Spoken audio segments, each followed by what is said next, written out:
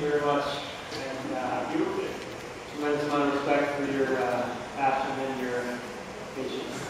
My name is Malloy. I'm a full professor at Harvard Business School. I'm an economist by training. So I've been sitting here for 7.5 hours, and I'm sort of amazed that we haven't talked about one issue that seems critical when having a policy discussion, which is what are the costs and benefits of what we're talking about. What are the costs of government regulation? What are the benefits of government regulation? What are the costs of government violence? What are the benefits of having a lax law? So we've been here for 7.5 hours and haven't had a practical discussion yet. So I want to sort of move the debate in that direction. There's virtually no evidence today that guns have any impact or increased economic growth or prosperity. The basic benefits of weaker laws seem to be twofold. Some general argument about freedom, and two, a claim that guns are helpful for self-defense. So the latter claim does not have a lot of basis in the data, which I'll talk about in a second. And the former claim is about freedom is perfectly valid, but we should talk about quantifying that, trying to estimate that, weigh that, and think about costs here. So I just want to talk about that. I would be very brief and just mention a few facts. So fact one, more guns are associated with more crime. So this is something that's been demonstrated, replicated in dozens of academic studies. So Representative Stevenson, I can't remember, came up earlier in the day and mentioned that there was a anomaly in Massachusetts whereby the laws were strengthened here and then the crime rates went up. But it wasn't a causal study. That can easily be interpreted the exact opposite way. Is that there was anticipation that crime was going to go up, and so that's why the law went in. And in the absence of law, the crime would have been higher. So it's not useful to pull statistics off Google and have a discussion like that. I think what's useful is to look at peer-reviewed evidence, serious academic evidence, and have a debate. And I think that evidence on deterrence is quite clear that more guns lead to more crime. Fact two, even aside from non-fatal crime, there's very little evidence that there's a certain deterrent effect of guns on non-fatal crime. For example, residential burglaries increase in neighborhoods with higher gun ownership.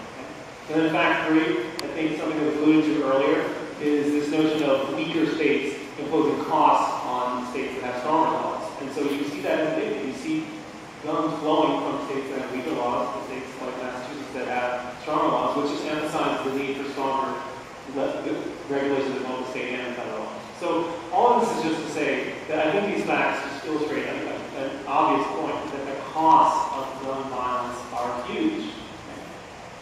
The magnitude is huge. So, in dollar terms, there's estimates. The best estimate I've seen out there is that in a given year, gun violence accounts for $100 billion per year in costs. So you have to tell me that the benefits are somehow worth that, even if there's no evidence for deterrence. So it has to be an argument about freedom that has to be equal to $100 billion per year. And so it seems to me that that's a tough argument. So the only reason I came here today was just to say that on the margin, I think there's scope for additional regulations. And I think it's up to you. I think it's a very difficult thing. You have to govern these by making choices and weighing these kind of costs and benefits. And you're going to make choices that are invariably not going to make everyone happy. But I think at the end of the day, what we're trying to do is make the most people happy and make laws that satisfy the most people. And I think virtually every law that I saw on the books here meets a simple argument about cost benefit. And if it doesn't, that would be worth something. But it's hard to argue that any of these that don't sort of follow a simple cost benefit that they're worth putting on. So that's all I have to say. I have to say in terms of specifics, I would be in favor of universal background checks, specifically in the private sale, limiting high capacity munitions, and including the one better month clause in the agreement. So that's all I wanted to say, is just to think about that. Sort of weigh the costs and increasing regulation with the cost of gun violence, which seem to be far higher. So thank you very much for that. Good evening. And I want to reiterate another thank you to the co-chairs of the committee for prioritizing this incredibly important issue, and also thank you for this opportunity to testify. My name is Stephanie Shapiro Perseus. I'm a member of the Mass Coalition to Prevent Gun Violence through GIO in South Israel, and I'm also a professor of public health, and I study health disparities like homicide. And like Tom was saying, I can't believe in the past 7.5 hours, this is the first time that this will be directly mentioned, and that is that homicide is a leading cause of death for African American men ages 15 to 1934, accounting for 50% of deaths. And among white males the same age, homicide accounts for about 8% of deaths. And in my community, in inner city Boston, and as you've heard from Councilor Jackson and from Mayor Benito and a few other people, we've silently had over 125 more shootings since the bombings. And so as I studied during my day job, the theoretical, multifaceted etiology of the homicide disparity, looking to fundamental causes such as poverty, wealth inequity, and racism, I come home to the reality. I take David and Brennan, my 4- and 6-year-old boys, and my daughter, to the park across the street to find a young man, our neighbor, who's killed.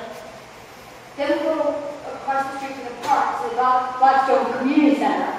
And when we get there, it's at the time, everybody's devastated, because then I found out that a Blackstone participant was killed across the street from there in front of the barber shop, 14 years old. Then I go home and I call my dear friend to have him ask me to help him with testimony at his son's, the people who killed his 14-year-old son's trial. He wasn't sure how to express himself. There are many researchers like me trying to figure out a best practice approach to eradicate racism, minimize poverty, and more fairly distribute wealth. These studies are still ongoing, but what we do know and what we can definitively change are the last laws that enable gun trafficking to kill our young residents and to perpetuate health inequity and social injustice. ATF gun crime trace data revealed that 22% of all handguns recovered in crime have been transferred to a purchaser involved in a multiple sale. Crime gun trace data showed that 20% of all retail handguns recovered in crime were purchased also as part of a multiple sale.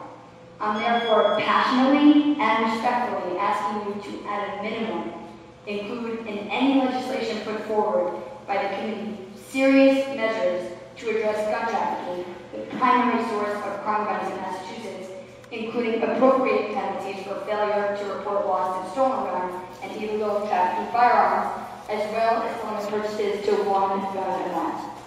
Thank you again. Thank you so much. I'll use it.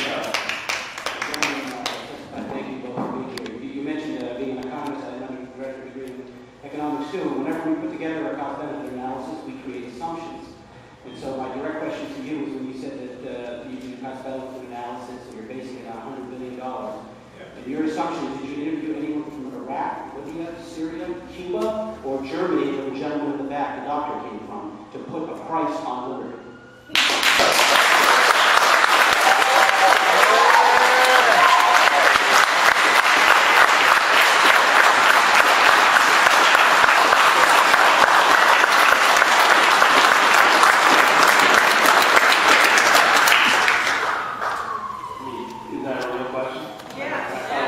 That's a real question, yes. That's not what we're talking about. Yeah, that's a relevant question. What we're talking about here is on the margin, changing guns. It has nothing to do with freedom. It has nothing to do with war. It has nothing to do with Iraq. We're talking about changing the margin. You know? Hey, show some respect. Show some respect for the audience. I mean, that's not a useful discussion. That's not what we're here to talk about. We're talking about on the margin. Is it worth doing this or is it not worth doing this? So there's lots of estimates out there that the value of human life is around $1 to $4 million. Okay? So you add those up, and then you add up all the costs of the non-fatal injuries, and then all the costs of the avoidance prevention. That's how you get to a number like $100 billion. It's a big number. So we can sit here and pretend that it's not a big number, or we can have a real discussion.